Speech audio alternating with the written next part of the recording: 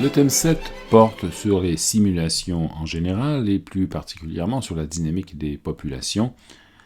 C'est un type de problème un peu différent de ceux qu'on a résolus dans les chapitres précédents, donc c'est moins un effort de résolution directe de problèmes que de conception de simulation de processus et ainsi de suite.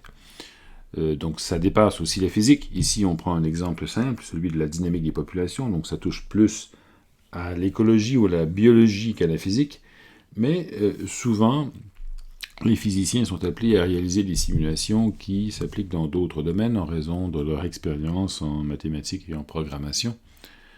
Donc ici, vous aurez à réaliser un TP dans lequel la dynamique des populations donc d'une population de proies et de prédateurs sera étudiée et simulée de manière plus élémentaire, avec des processus élémentaires, avec un élément stochastique. Et avant de passer à cette étape, on va étudier un système d'équations différentielles qui décrit de manière approximative ce processus, un système simple qu'on appelle l'équation de Lotka-Volterra, qu'on a déjà abordé rapidement dans le thème 4. Donc je rappelle que ce système a cette forme. On a deux variables x et y. X de t représente une population ou le nombre de proies dans le système, une population de proies. Y de t représente le nombre de prédateurs. Donc on peut justifier ce système d'équations de la manière suivante. Le paramètre alpha est le taux de reproduction intrinsèque des proies. Et donc s'il n'y avait que des proies et rien d'autre, la population de proies augmenterait de manière exponentielle. On suppose que les proies ont un accès illimité à des ressources dans ce cas-ci. Et c'est pour ça que la dérivée de x est proportionnelle à alpha fois x.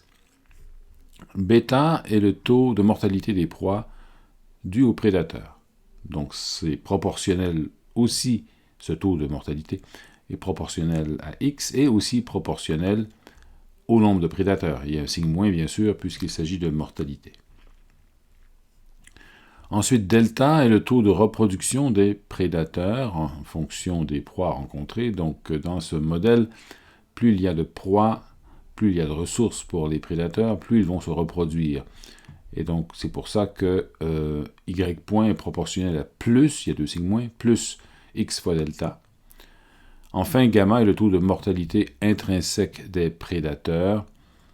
C'est constant, encore une fois, indépendant du nombre de proies. C'est la compétition pour les ressources qui cause ce terme.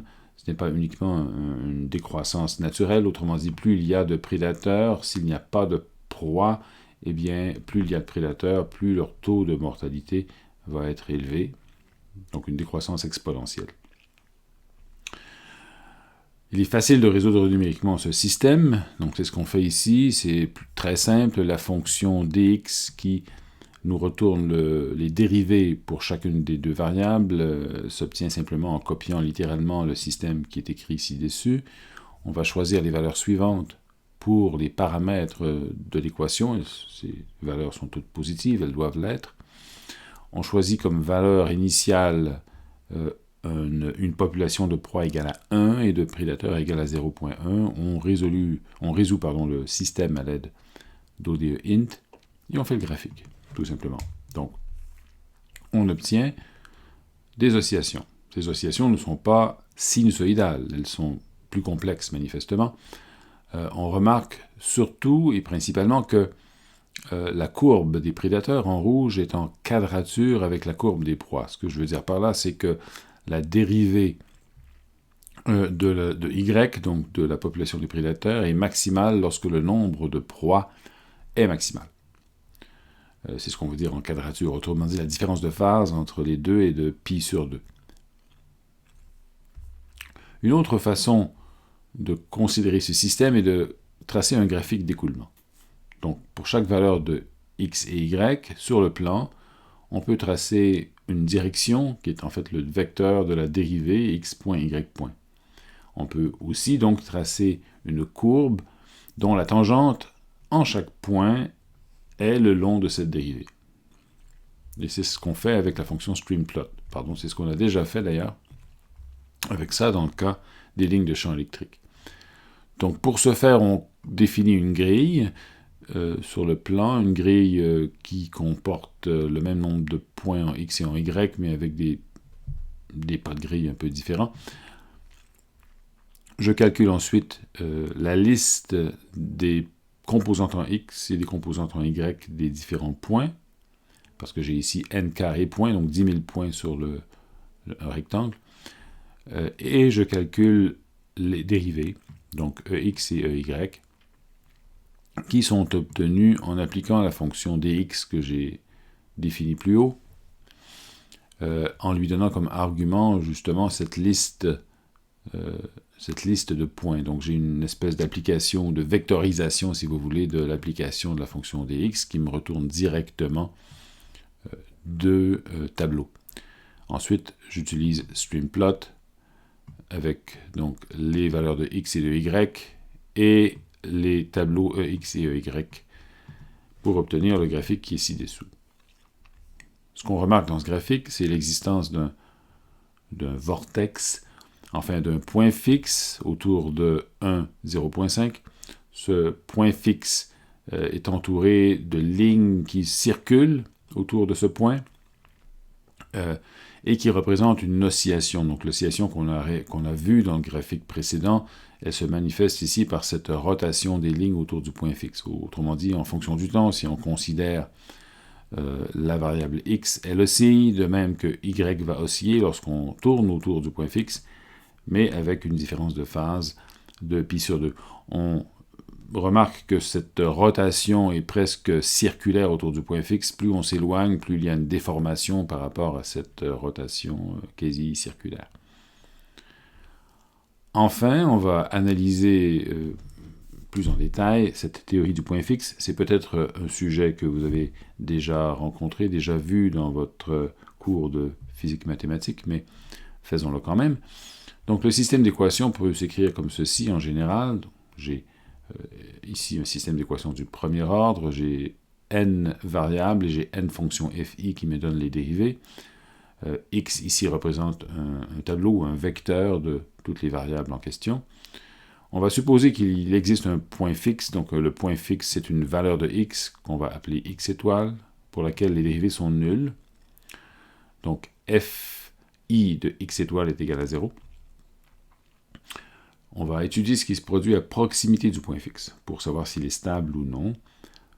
Donc on va considérer f à proximité du point fixe. Vu que f lui-même est nul au point fixe, on va s'intéresser à sa dérivée, évaluée au point fixe, pour avoir une approximation de f à proximité du point fixe. Donc on va calculer le jacobien, ce qu'on appelle ici le jacobien, c'est simplement dfi dxj, évalué au point fixe, et considérer la déviation delta x par rapport au point fixe. Donc si on substitue si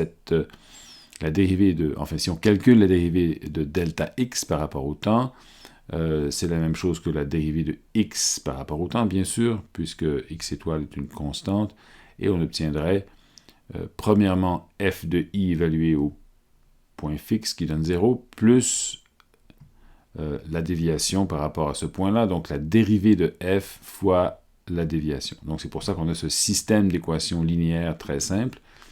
Donc à proximité du point fixe, donc le système qui est a priori non linéaire ou en général non linéaire devient simplement un système linéaire.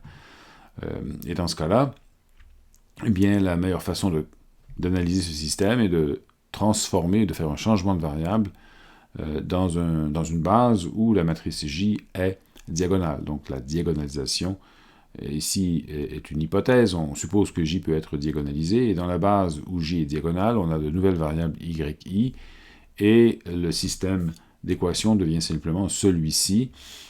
Donc que chaque variable est indépendante, et les θi sont les valeurs propres de la matrice J. À ce moment-là, les solutions sont toutes des solutions exponentielles, comme ceci. Évidemment, si θi est réel, on a affaire soit à une croissance incontrôlée ou à une décroissance. Donc, si toutes les valeurs propres ont une partie réelle négative, le point fixe est stable, puisque, en fonction du temps, les y vont tendre vers 0. Si l'une des valeurs propres a une partie réelle positive, seulement une, alors le point fixe est instable parce que l'une des variables y au moins va diverger, donc augmenter de manière indéfinie, et donc on va sortir de cette condition que y est petit, c'est-à-dire qu'on est proche du point fixe. Enfin, si les valeurs propres sont purement imaginaires, à ce moment-là, on a affaire à une rotation, donc un système qui oscille constamment, donc l'exponentielle serait purement imaginaire ici, on aurait une oscillation. On a une oscillation autour du point fixe, donc le mouvement est périodique. Dans le cas de l'équation de Lotka-Volterra, donc le point fixe, il y a deux points fixes, donc le premier point fixe non trivial donc, existe quand y est égal à alpha sur bêta, et x est égal à gamma sur delta. On le voit d'ailleurs d'après l'équation originale, donc x point est égal à 0 si alpha moins bêta y est égal à 0, y point est égal à 0 si gamma moins delta x est égal à 0. Donc c'est en substituant ces conditions ici qu'on obtient les valeurs de y étoile et x étoile. Bon, un autre point fixe existe simplement quand x et y sont tous les deux nuls. Donc c'est une autre solution, donc on a deux points fixes. Le deuxième point fixe, on va commencer par lui. Donc les dérivés, on peut les calculer. Les dérivés des fonctions f, donc le jacobien au deuxième point fixe, est donné par ces valeurs ici. Donc c'est déjà dans la base diagonale. Et les valeurs sont réelles, l'une est positive, l'autre est négative. Donc c'est un point fixe instable, puisque l'une des valeurs propres est positive, ce qui veut dire qu'il n'y a pas de façon d'arriver à une extinction complète des espèces dans ce modèle. On ne peut jamais éteindre les espèces, puisque si on démarre avec des valeurs de x et de y qui sont légèrement différentes de 0, à ce moment-là, on va s'éloigner du point fixe. On ne peut pas revenir à ce point fixe x égale y égale 0, parce que l'une des valeurs propres est positive. L'autre point fixe est plus intéressant. Donc le premier point fixe, on calcule que la matrice jacobienne dans ce cas-là est donnée par ça ici. Donc quelles sont les valeurs propres associées? Si on contemple cette matrice-là, on se rend compte que la trace est nulle, ce qui veut dire que la somme des valeurs propres est égale à 0, donc les deux valeurs propres sont opposées. Et le déterminant de J est égal à alpha gamma, positif. Et le déterminant est égal aussi au produit des valeurs propres. On a donc affaire à deux valeurs propres opposées dont le produit est positif, ce qui veut dire que les deux valeurs propres sont purement imaginaires. En fait, égal à plus ou moins i fois la racine de alpha gamma. Ça entraîne une oscillation autour du point fixe. Et la fréquence de ces oscillations, très proche du point fixe, donc, est donnée par oméga égale racine carrée de alpha gamma. Si on s'éloigne du point fixe, la fréquence change, mais l'oscillation demeure, et c'est ce qui est en fait décrit par ce graphique. Donc très proche du point fixe, on a une oscillation avec une fréquence bien définie, un mouvement sinusoïdal, et si on s'éloigne du point fixe, on a encore une oscillation, mais elle n'est plus sinusoïdale. Voilà, nous verrons que dans la simulation, stochastique qui est réalisée dans le TP numéro 7, eh bien, on a aussi ce genre d'oscillation, mais en raison du caractère stochastique de la simulation, donc du fait qu'il y a un peu de hasard dans le processus, eh bien, ce n'est pas parfait, mais ça s'approche assez bien de cette description. Merci de votre attention.